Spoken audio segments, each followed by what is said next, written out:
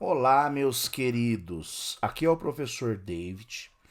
Eu vou fazer com vocês agora a correção daqueles 4 exercícios que eu deixei ontem para vocês tentarem resolver da maneira de vocês, certo?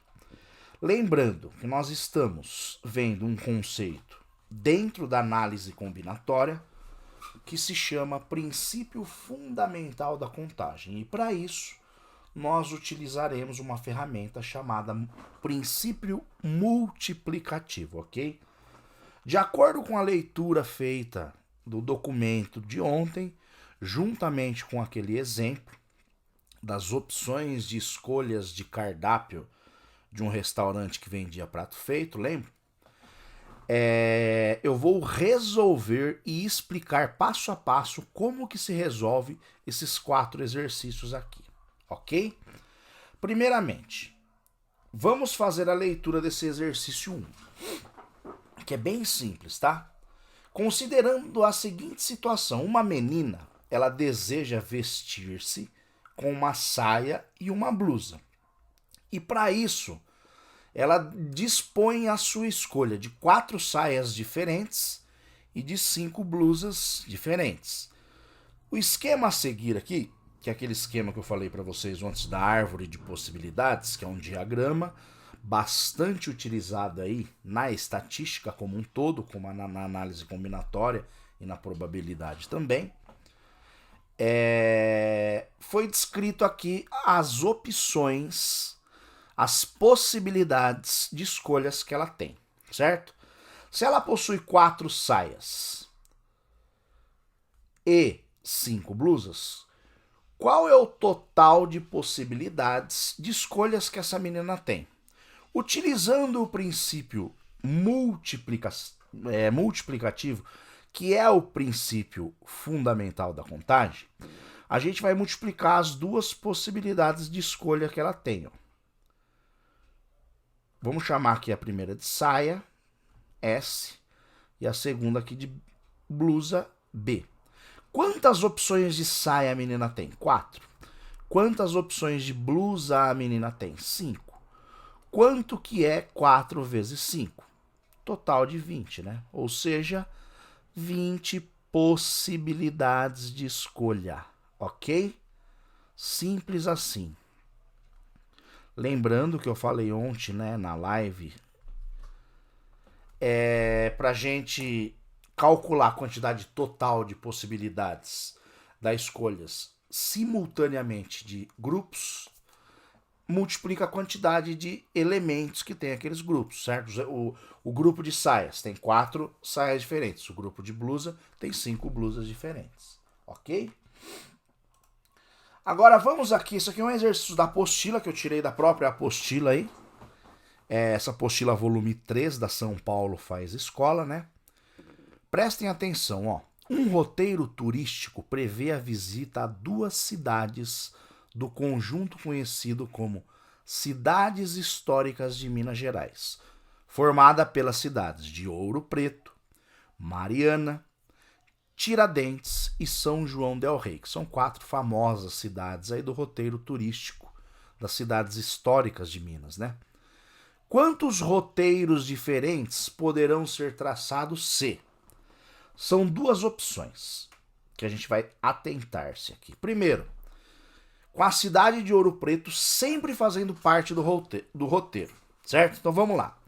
Vamos chamar a cidade de Ouro Preto pela sigla OP, a cidade de Mariana pela sigla M, a cidade de Tiradentes pela sigla T e a cidade de São João del Rei pela sigla SJ apenas, só para ficar mais fácil aqui, tá? No item A, com Ouro Preto sempre fazendo parte do roteiro, o que a gente pode deduzir? Que pode ser esse passeio turístico pode ser da cidade de Ouro Preto até a cidade de Mariana, certo? Ou de Mariana a Ouro Preto, tanto faz, né?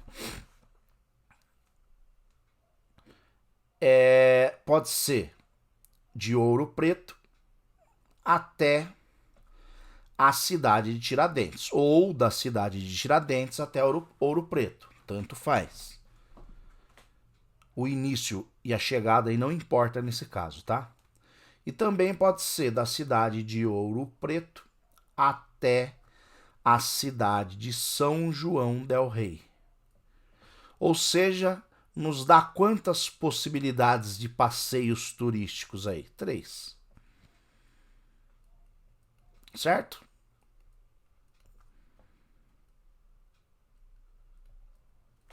Agora vamos ao item B.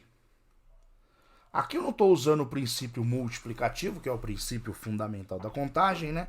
Porque não há necessidade, tá? Por esqueminha assim é mais visual, né? Agora vamos supor que se não tiver restrição da escolha das duas cidades. Então vamos lá. Tem essas 3 opções de cima aqui, ó, que é Ouro Preto até Mariana, Ouro Preto até Tiradentes e Ouro Preto até São João del Rei, certo? Só que agora não tem restrição, então pode ser 2 cidades quaisquer. Então a gente pode também fazer um passeio turístico da cidade de Mariana até Tiradentes, Mariana até Ouro Preto. A gente não pode colocar porque vai repetir esse de cima aqui, ó. Estão vendo aqui? Que é o mesmo, né? Passeio. Então pode ser de Mariana a Tiradentes, que não tinha aparecido aqui ainda. De Mariana a São João del Rei. E também pode ser de Tiradentes até São João del Rei. Ó. Quantas possibilidades distintas de passeio turístico entre 2 cidades podemos agora? Sem restrição, né? 6 possibilidades. Certo? Lembrando que eu falei ontem, né? Que a análise combinatória, principalmente aqui, esse conteúdo do princípio fundamental da contagem, a gente calcula a quantidade de possibilidades de escolhas, né? O exercício 3. Os números 342, 335, 872 e 990 são, entre tantos outros números, de 3 algarismos. Lembrando que os algarismos que existem no nosso sistema de numeração, que é chamado de indo-arábicos, né? 0, 1, 2, 3, 4, 5, 6, 7, 8, 9, tá? Todos os demais números que existem, que são infinitos, é a composição desses algarismos aí, né? Hora de 1 algarismos, hora de 2, hora de 3 e assim sucessivamente. Mas nesse exemplo aqui, a gente está falando, nesse exercício, a gente está falando de algarismos, números de 3 algarismos, certo?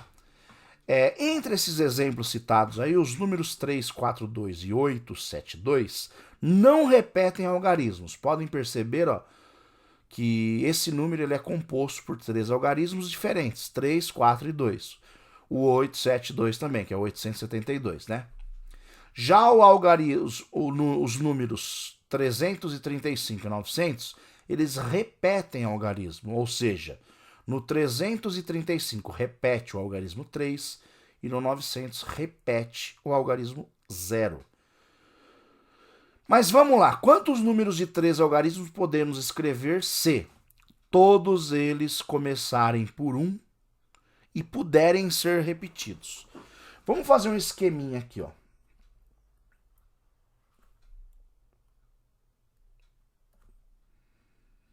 São 3 algarismos, certo?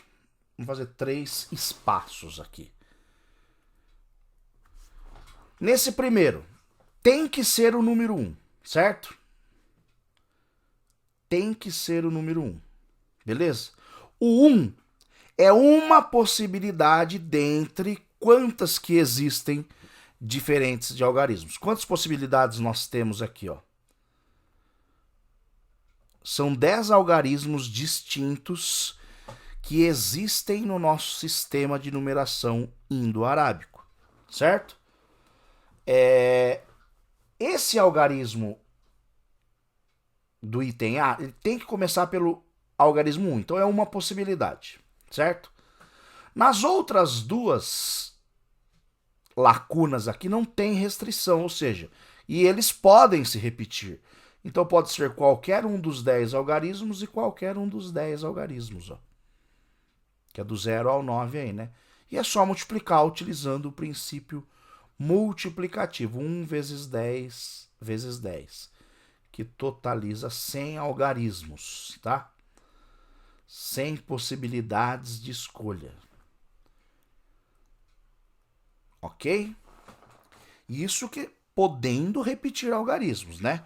Agora no item B a gente percebe que tem uma restrição. Além de começar pelo número 1, não podem repetir algarismos. Ou seja, tem que começar pelo algarismo 1, ou seja, uma possibilidade. Se eu já usei o número 1 na primeira lacuna e não pode repetir o número 1 na segunda lacuna, então sobra quantas possibilidades de escolha? 9, né? Aqui eu estou colocando o número de possibilidades, ok? Se não pode repetir, vamos supor que eu coloquei o número 1 aqui. Aqui eu coloquei qualquer número desses que sobraram aqui, vamos supor o número 7. O número 7 não poderia repetir aqui na terceira lacuna. Ou seja, sobrariam somente 8 possibilidades, ok? Que é 9 vezes 8. Tudo bem? Correto, pessoal?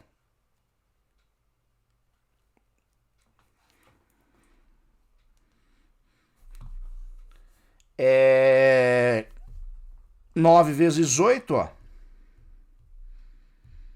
72 possibilidades.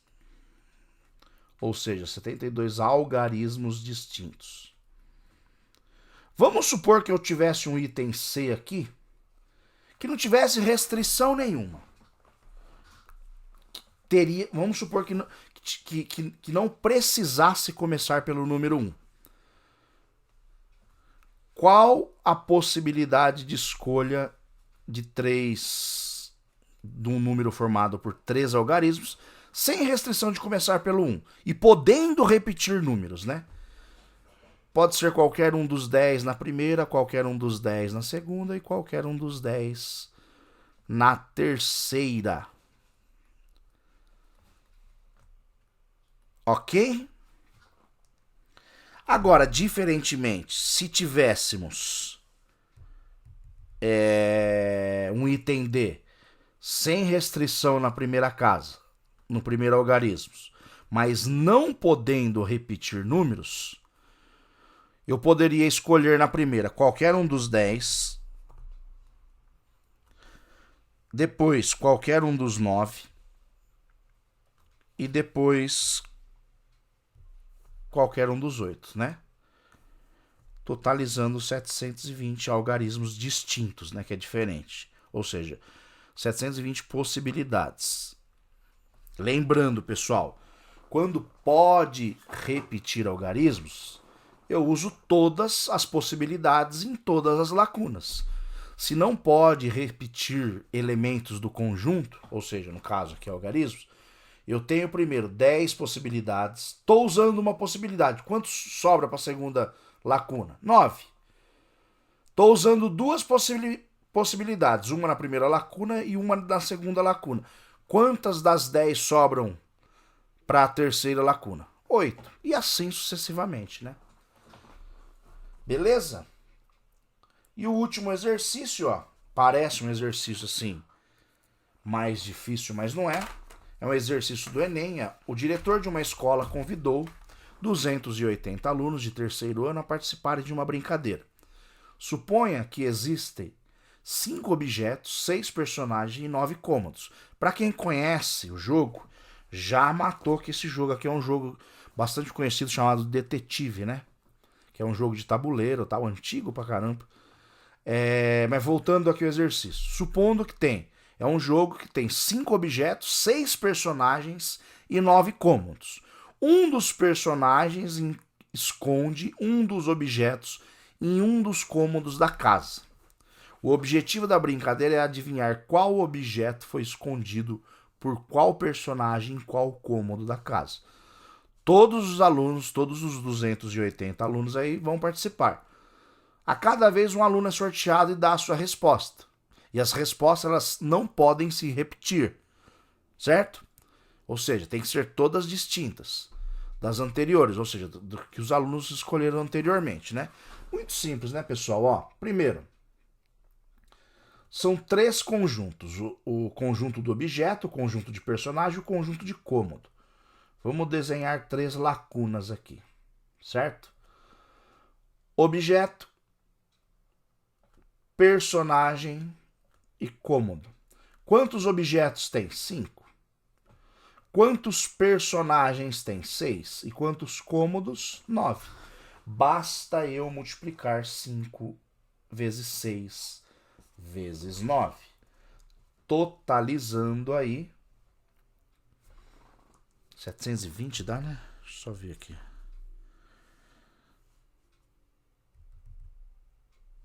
É 5 vezes 6 vezes 9. 270, desculpa. Certo? Então, ó. Quantas possibilidades tem? 270 possibilidades, né? E é isso. Usamos também o princípio multiplicativo para calcular. Ok? Espero que tenham entendido. Eu gravei. Meu nome é David, eu sou professor David de matemática, né? Eu gravei esse vídeo aqui com um facilitador aí para vocês entenderem a resolução dos mesmos. E até breve, galera. Um abraço, viu?